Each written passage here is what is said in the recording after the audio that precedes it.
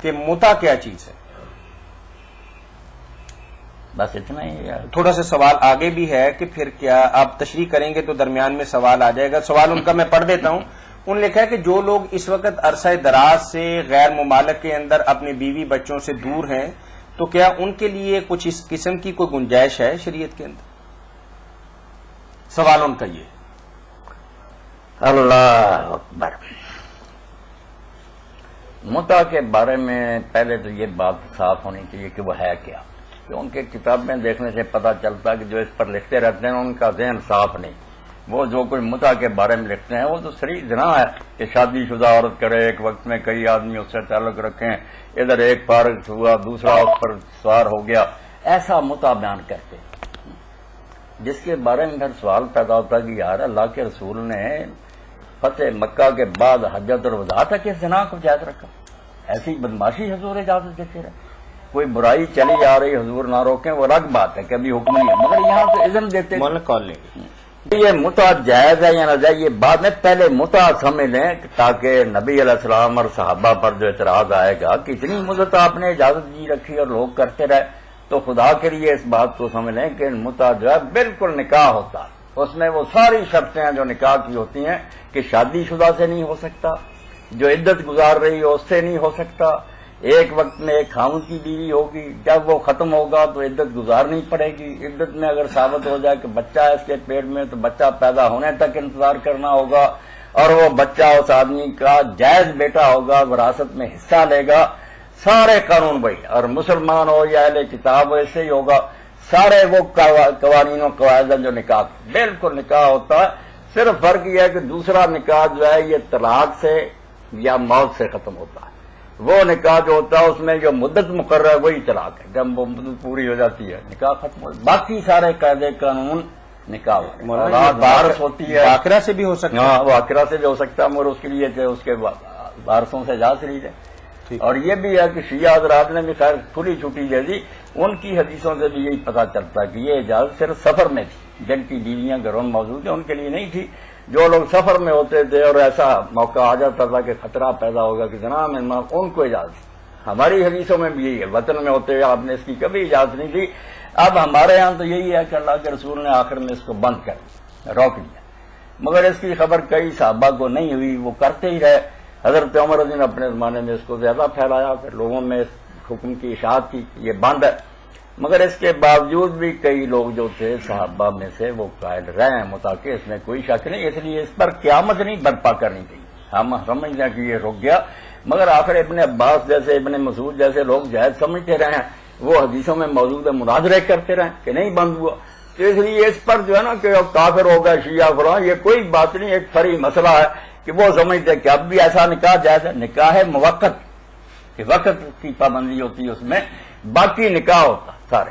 اولاد جائز ہوتی ہے، وہ وارث ہوتی ہے، عدت بھی ہوتی ہے. ہمارے یہاں بڑے بڑے علماء مولوی صاحب جیسے لکھ دیتے ہیں کہ اس میں عدت ہی کوئی نہیں. بالکل غلط بات. عدت ہوتی ہے، اور اس عدت میں اگر پتہ چل جائے کہ حاملہ ہے تو بچہ پیدا ہونے تک نیا نکاح نہیں کر سکتے. وہ بچہ پیدا ہوگا، اس آدمی کا بیٹا لکھا جائے گا، وہ وارث ہوگا دوسرے بیٹے. اگر کسی نے متع کرنا اور اگر بدکاری کا نام متع رکھ لیا تو پھر تو اس کی اپنی حرام بدگی ہے، وہ متع نہیں. اس لیے جو رسول اللہ نے اجازت دی رکھی نا وہ ایک نکاح تھا پورا، سارے قانون سے نکاح کے. شادی شدہ عورتوں سے نہیں ہوتا تھا، نہ وہ جو عدت میں ہوتی تھی ان سے ہوتا تھا. سارے قاعدے اس کے نکاح کے. اب جو مولانا مختلف مطلب فقہا کے مسلک بنے ہوئے ہیں، تو کوئی ایسے فقی بھی ہیں جو اس کو جائز قرار دیتے ہیں؟ نہیں، اہل سنت میں سے کوئی نہیں دیتا. خواہ وہ اہل حدیث ہیں یا اہل فقہ، یہ تو سب کہتے ہیں کہ بند ہو گیا. صرف شیعہ حضرات جو ہے نا ان میں سے بھی یہ امامیہ جو ہے یہ مانتے ہیں، ورنہ زیدی جو ہے یمن کے وہ بھی کہتے ہیں کہ بند ہے. مگر اس میں آپ دیکھیں نا کہ شیخ عبدالعزیز ابن باز رحمۃ اللہ علیہ کے ساتھ جو دوسرے مفتی تھے انہوں نے کیا راستہ نکالا. بات وہی ہے، ایک چور دروازہ نکال دیا جس پر صالح حسین جیسے بیچارے روئے بھی کہ کیا کر رہے، وہی متع نام اور رکھ لیا. تو شیخ نے کہا کہ دل میں رکھ کرنا کہ مہینہ ہی رکھنا، پھر اس کو چھوڑ دینا، ظاہر نہ کریں.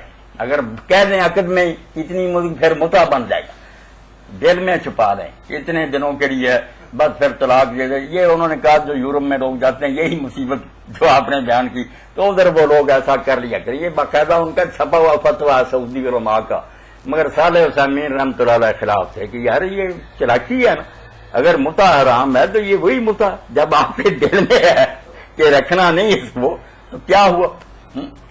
مگر یہ ہمارے سنی حضرات بھی ایسا کر لیتے ہیں، صرف بڑے بڑے علماء کراچی میں جن کو سیٹھ بلاتے تھے، رات شادی کی صبح طلاق کے لیے نہیں کر لی کوئی کماری، یہ نکاح پڑھا دے کہ ہاں ٹھیک ہے را رہی ہے، اس نے زبان سے تو نہیں کہا کہ ایک رات کے لیے بتائیں یہ دین ہے، مجھ سے نہیں غیر مسافر۔ اللہ تو کہتا ہے نکاح کے وقت نیت ہونی چاہیے کہ اس کو ہمیشہ رکھنا، بعد میں بدقسمتی سے کوئی وقت آ جائے وہ الگ بات ہے، ذہن میں پہلے کہ رکھنا ہی نہیں، یہ تو عیاشی کرنے والی بات۔ تو یہ بھی فتوے جو ہے نا پھر ہیرا پھیری سے لوگ نکال لیتے ہیں، شیعوں کو برا کہتے رہتے ہیں، آپ یہ کہہ دیتے ہیں کہ دل میں رکھ لے بات اور مہینے کے لیے کر لے بعد میں چھوڑ دے۔ میرے خیال شیخ بن باز صاحب کے فتوے پہ عمل نہیں ہو رہا ہے، ممکن انہوں نے فتویٰ ضرور فتویٰ دیا اور صالح عثیمین کا رد بھی ہے اس پر اب بالکل۔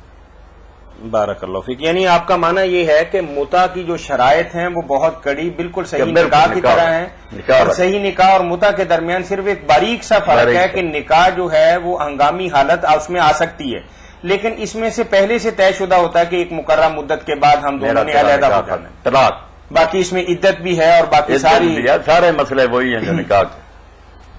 تو شرعی اعتبار سے اب جو لوگ بیرونی ممالک میں رہتے ہیں تو مولانا نے جیسا کہ فرمایا اور بتایا کہ شرعی اعتبار سے متا جو ہے اللہ کے نبی صلی اللہ علیہ وسلم نے حجۃ الوداع کے موقع پر اس کی ممانعت کر دی، اور اس ممانعت کے باعث آج کوئی بھی بندہ اس کو جائز قرار نہیں دیتا۔